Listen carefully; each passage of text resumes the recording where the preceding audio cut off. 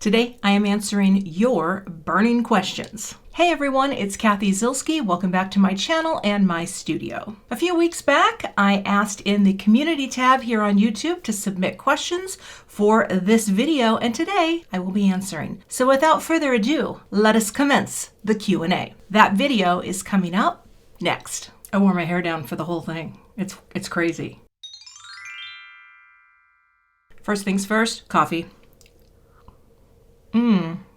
That could be a little warmer. All right, let's go with question number one. Question one comes from Sheila, and Sheila has many nice things to say, and you can pause and read it. But the core questions she has: what is your favorite all-time food? French fries. No lie. And on a serious note, what would you suggest for how to create... Oh wait, why am I going out of focus? What would you suggest for creating when you're going through some rough waters? I feel like if you are going through a hard time and you want to try to make something, don't make something with someone in mind. Don't make something that you think, I'm going to send this when it's done. Just sit down and create something for yourself.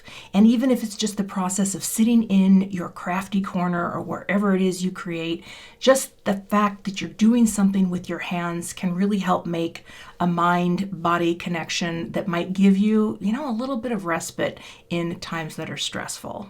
The next question comes from Winberg Girl, and she asks, apart from the color wheel, this is multi-tiered. Apart from the color wheel, how do you choose colors?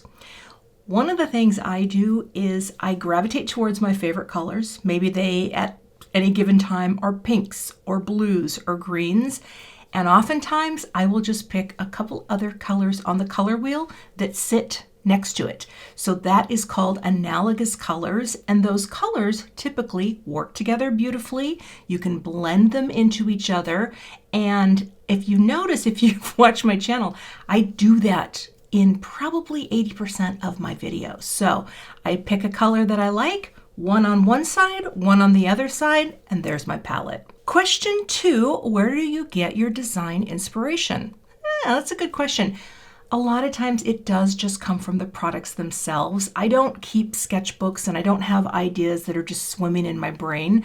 But a lot of times I will see the product and I will think to myself, what is the simplest way I can take this and make something right out of the gate? And that's how I approach design on all of my cards, pretty much. Question three, do you know a good resource for cutting card bases using the metric system? No. I'm an American. We never learned the metric system. Metric system! I'm so sorry. And question four, what are some starting products for beginners? Like paper. Here's what I will recommend. If you are starting out with card making, you don't need all the things. But one thing you should do, and I have a little scrap of it right here, just invest in a nice pack of quality cardstock in white.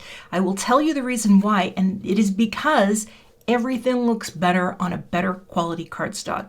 I use a ton of Neenah Classic Crest in the solar white color, both in 80 pound and 110 pound, but also many of the stamp and die companies that you love, they have their own white cardstocks and they tend to be higher quality, a smoother finish, and that means it takes inks better, it takes stamping better. You don't need all the things, but a quality white cardstock is a great place to start. Question number three, I'm not going to count them because I'm going to lose track, but the next question comes from Doreen, and she asks, how do you decide where to boop, the embellishments? Doreen, I have been playing with design and placement pretty much my whole career. I've been a graphic designer for over 30 years. That's where I started when I was not ever a crafter. And so I've always kind of understood that, for example, a placement of 3 can be a pleasing thing to the eye. A placement of 5, odd numbers, can be very pleasing. It just feels right to the eye. And I'm sure there's many design technical things, but what I tend to do is choose an odd number of embellishments, and then when I place them, I make sure that there is a connection to the things around them, right? I make sure that they're not just floating out in space where they feel maybe a little disconnected, but that they have a direct relationship to either the focal image or the greeting or whatever the content is on my card. And then I place accordingly. The next question comes from Vicky, and Vicky thanks me for designing longer inside sentiments. And I think I may have answered this in a comment to you directly, so you didn't have to wait for this video. I have a stamp set called Just a Note, and that whole stamp set is designed to have just inside sentiments. I know that not everybody likes to write tons of things. I'm very verbose when it comes to putting things on the inside of a card when I'm handwriting, but I do have that type of set, and yes, I am planning to do more of those for my collection in the coming months. The next question comes from Julie, and Julie wants to know, and also thank you for your kind words, Julie. Julie wants to know, how do I go about designing a stamp set? Specifically, she asks about my set called Warmest Wishes. What inspired you to create the leaf stamps versus maybe snowflakes? Well, that I can answer very easily on that set. I licensed artwork, which is what I do for many of my stamp sets that have illustrative work. I don't really draw beyond really simple shapes and things like that. So oftentimes I will license artwork. I pay a fee to the company that licenses it, and that allows me to make stamps out of it. But the way I start out when designing a stamp set, it usually comes with the theme is first. Maybe it's a greeting set to provide support to people going through a hard time. That's the theme. And then I think of imagery that I could use, or possibly it's just a type-based set. And I do love typography. That's the one area that I am actually pretty good at as a designer. And so it often starts with the theme, and then I go from there. Tatiana, I love your question. When am I going to meet Laura Basson? That's a great question. For those of you who don't know Laura, I will be sure to link her in the description. She is someone I found when I first started making cards, and all I could think was, I want to be like Laura. In fact, I'll show you something. I still have the very first card Laura ever sent me, and I remember seeing this and thinking, I want to be that good.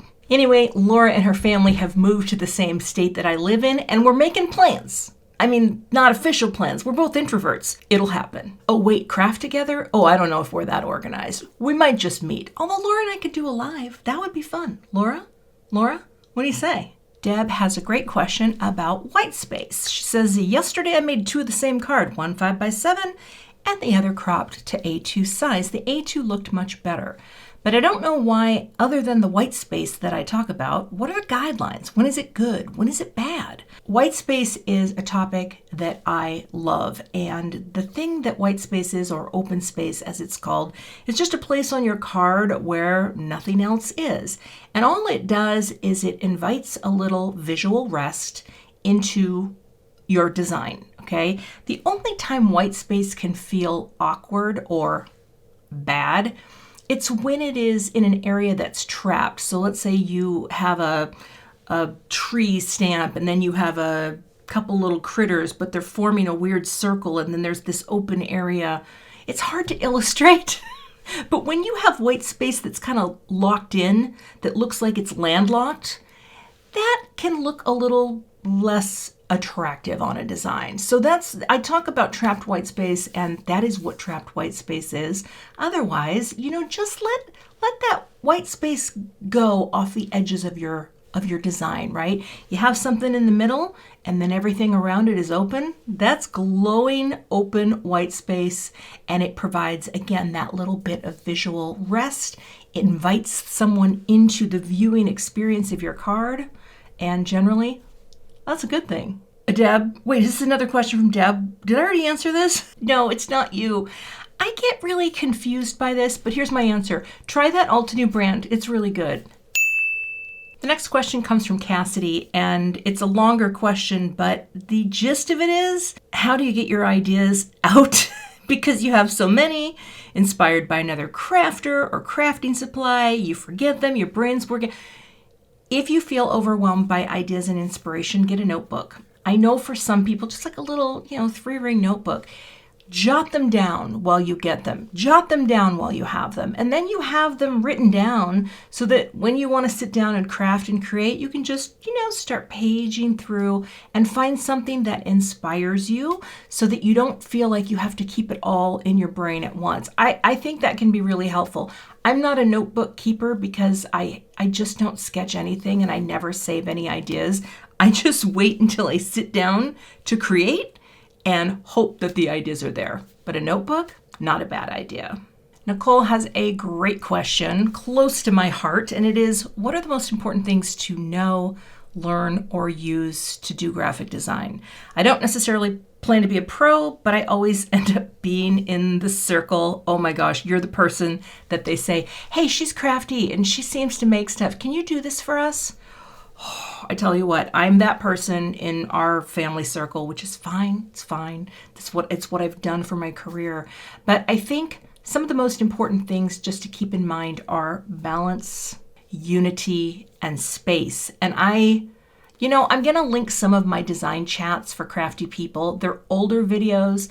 I was much thinner. I was in the craft/dining room, but I talk more specifically about design as it relates to crafty projects, but honestly, design isn't isolated to one area of visual space, right? It's brochures, it's magazines, it's posters, it's how you lay out your dining room. It goes everywhere. So hopefully, if you check out those videos, it'll give you a little leg up, because I know what it's like to be that person. But yeah, and here's the thing too, there's so many ways you can just Google and say, hey, I want to learn more about balance in design. And people out there do a much better job than me of explaining those topics. So that would be another thing I would suggest checking out as well. But again, I'll pop links below for everything I mention in this Q&A, and check out some of my design chats. Again, older, less high tech, but good info. Diana, I read this question and it took me a while. I'm like, and you can read it too. I don't have to reread the whole thing because you guys can do that. But if she had a nice shine on it, my guess is, yeah, you can stamp an image with a dye ink. Then you can stamp on it with an embossing ink, a sticky ink, and then you can sprinkle the clear powder over. When you heat set it, it will be shiny. But the other thing that you can do, you wouldn't have to use black embossing powder, just stamp in a pigment ink. So stamp in a black pigment ink, because pigment ink takes time to dry. Sprinkle your powder on, heat set it, and then that becomes your shiny thing. You don't have to add that extra step of having embossing ink if you stamp with a pigment ink. Is that clear as mud?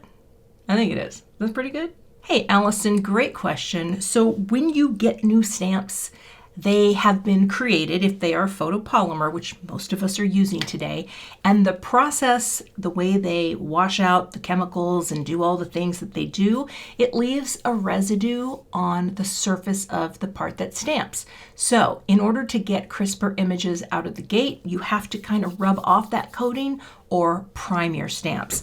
I will often use a little conditioning eraser, but for many years I just would rub my hand over the stamp. You can also take a little Versamark embossing type sticky ink, coat it, clean it off a few times. That will help to condition your stamp, but conditioning your stamps do help to get that better crisp impression. The other thing to check is your inks themselves. Most of the small stamp and die companies have their own lines of inks, and they're high quality water-based dye inks or pigment inks, and most of these companies give you a great product. So if you have like a more inexpensive, like maybe from a big box that might not be the best quality, check your quality of inks as well, because that can also make a difference. Here's another question from Doreen, and she wants to know, where does my creative begin? When I look at a stamp set, what do I see? Well, I always look for whatever speaks to me aesthetically. So maybe it's the actual image that is the star of the stamp set, or maybe it's one of the type treatments. And oftentimes I take the most simple approach to any new product that I get. I never try to cash several creative checks at once. You know what I mean? I tend to say, here's a beautiful stamp set, for example, from Christina Werner. And there are so many things on here that I want to try, but I isolate it to one thing, right? I'm going to try one thing first. So I look for the simplest way I can use it for the first card. And oftentimes those are the cards that I share with you here on my channel. That way I don't get overwhelmed by a stamp set because, oftentimes there's so much you could do. And sometimes that will actually stop you in your creative tracks and you'll be like, I don't know what to do. Too many choices. I look for the simplest way to take what's in front of me and make something. Touch of Magic wants to know, it seems like I'm stepping out of my comfort zone lately, and what's encouraging me to branch out? Well, you know what I think it is? I've been making cards since 2017. There are still so many techniques and things I haven't tried. And I think that's what makes card making so fun, is that there's so many things that you may not have tried that you could try and think, well, I nailed that one, or nah, I'm never going to do that again. And so I like to kind of push myself creatively, try different techniques, still try to keep them a little bit simple though. I don't want to do so many techniques so that at the end I just look at it and I think, Cathy, what were you thinking? Because I will do that. I will be like, Cathy, what were you thinking? So I think it's just the joy of creating and trying things that are new to me. Mitchie's question is, what has been the most overwhelming technique that I've used in a card? Honestly, it's coloring with Copic markers every single time. I don't know what it is, but I get stressed out using Copic markers. I will say it's not the most relaxing. I feel like I'm always about to go right out of the lines and then ruin what I'm working on. It's just a thing. And yet I have always aspired to color things and critters and that sort of thing, right? I mean, I want to be better at it. I really do. And I'm not horrible, but it's never something to me that feels like, oh, I love this. This is so great. It's always like, I hope this turns out. If it doesn't, I can ditch this video. So Copic coloring, alcohol marker coloring, definitely is my most overwhelming technique. Okay, Lou Tammy, maybe it's Tammy, maybe it's Lou. Your question is, if I've made a beautiful card and I get a bad impression with my embossing powder, it happens and I can't ever get the sentiment to line up. You know what? Anytime you start to have issues, I mean, if you're talking about a finished card, you can always stamp it again, die cut it, fussy cut it to cover up that mistake. Okay, if it's a finished card. If it's not a fully finished card, you know what? Oftentimes when I'm making something and it goes south, I just start over. You can always do that. And the final question for today's Q&A, Annika wants to know, how do you recommend someone to get into the card making industry or to work with brands? One of the best things you can do is start using companies' products that you love and tag them on social media. And if you don't know how to do that, you simply do the little @ mark, the @ and then tag the company so they see what you're creating. That's a lot of times how companies can find new people and think, hey, I'm going to keep an eye on that person and I'm going to maybe send them some products. And that's the best way that I know of. I had a sort of a leg up because I had been working in the scrapbook world for many, many years for magazines and had a lot of contacts when I started making card making, especially Jennifer McGuire, who I've been friends with for over 20 years. And she was so happy that I decided to try making a card that she hooked me up with a lot of companies and put me on their radar. So I did kind of have that in my back pocket, so to speak, if I had a back pocket. I'm wearing soft pants. But that is probably the best thing that you can do, and see where it goes from there. So that's what I would say. Whew. All right, a little more coffee. It's ice cold now. It's still good at any temperature. Well, I hope that was interesting for you. I have done live Q&As, and I will definitely be doing a live Q&A in the new year. Just wanted to share some answers to your burning questions. Again, anything that I mentioned in here, I'll have links for you in the description. And I just wanted to thank you for being a subscriber, being part of my YouTube community. My channel would not have grown to where it is today without you. So I just want to take this opportunity to thank you. And I will see you back here with another card project soon.